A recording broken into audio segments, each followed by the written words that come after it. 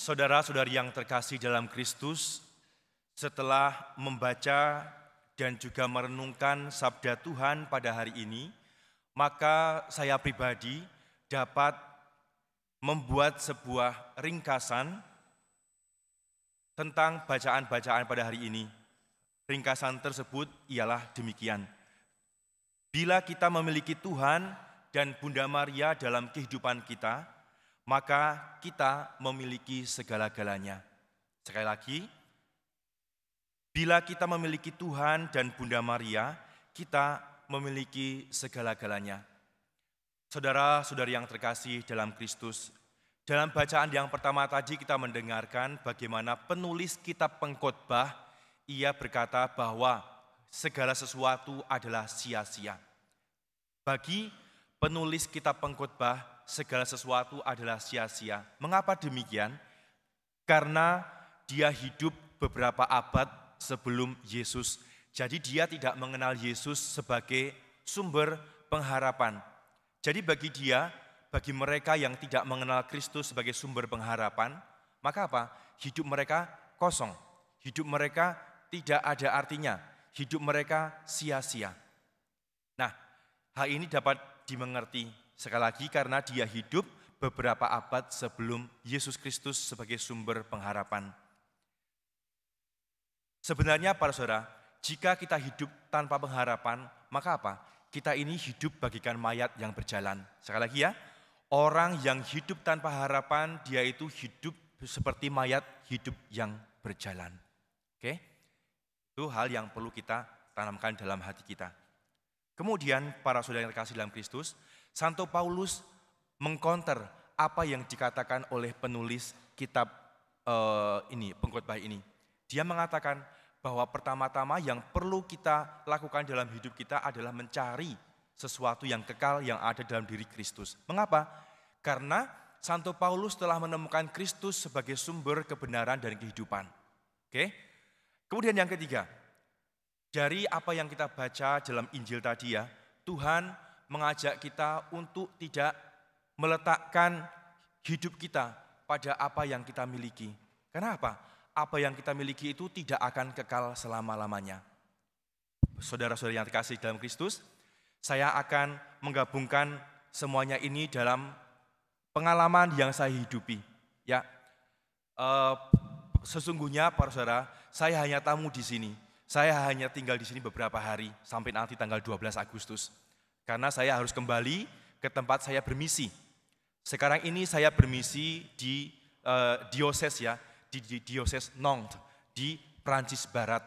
Saya sebagai pendamping mahasiswa dan kaum muda untuk Keuskupan Nantes di Prancis Barat sana.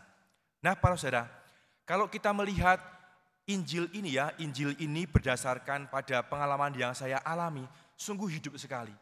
Tuhan mengajak kita untuk tidak meletakkan apa yang kita miliki sebagai sumber dari kehidupan kita, sumber segala-galanya. Tidak. Karena ada saatnya apa yang kita miliki pasti akan berakhir.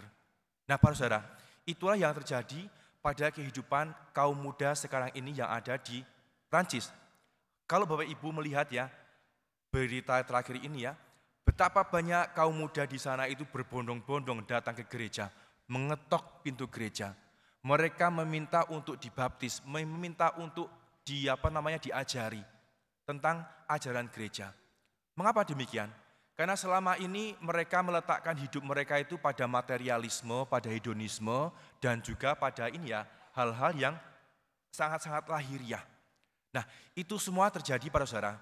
Pertama-tama karena Prancis itu dulunya adalah sebuah negara yang sangat Katolik. Tapi setelah revolusi Prancis semuanya berakhir. Ya, diperparah lagi dengan yang namanya revolusi kebudayaan. Dengan apa para saudara? Revolusi kebudayaan. Nah, revolusi kebudayaan itu para saudara terjadi pada tahun 1968. Pada saat itu kalau Bapak Ibu yang hidup ataupun lahir di tahun-tahun itu atau sebelumnya, Anda akan melihat di situ ada sebuah kelompok musik ya, namanya The Beatles ya. The Beatles. Salah satu lagu yang paling terkenal dari The Beatles itu apa? Imagine. Ya, itu di dalam lagu Imagine itu dia berkata demikian. Imagine there is no heaven.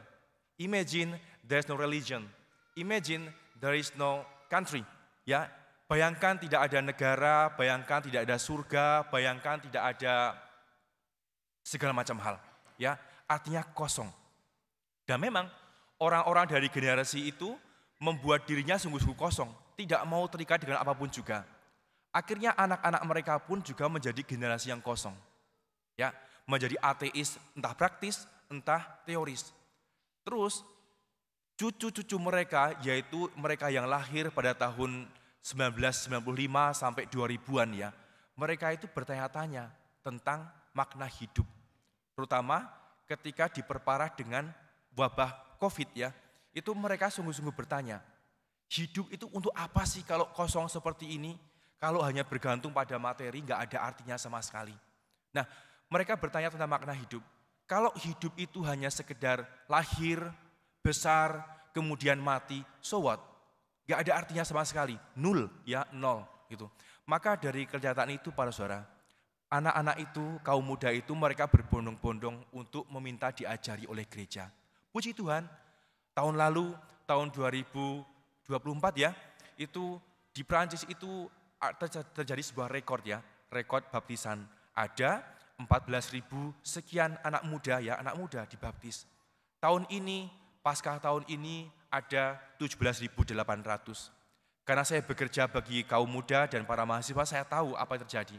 Tahun depan para saudara, Paskah tahun depan itu akan terjadi banjir lagi, saya percaya sekali.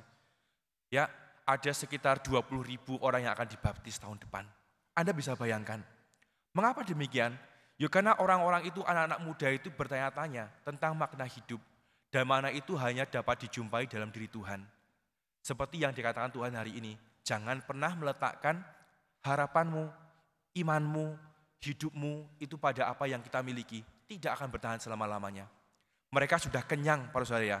Mereka sebagai negara yang maju, negara yang kaya, sudah kenyang dengan itu semuanya. Maka mereka tahu, dan bahwa jawaban satu-satunya bagi kehidupan kita adalah Kristus. Maka para saudara, berbahagialah kita kalau kita memiliki Tuhan dan memiliki Bunda Maria. Mengapa? Karena kalau kita memiliki Tuhan dan Bunda Maria, kita akan memiliki segala-galanya. Amin.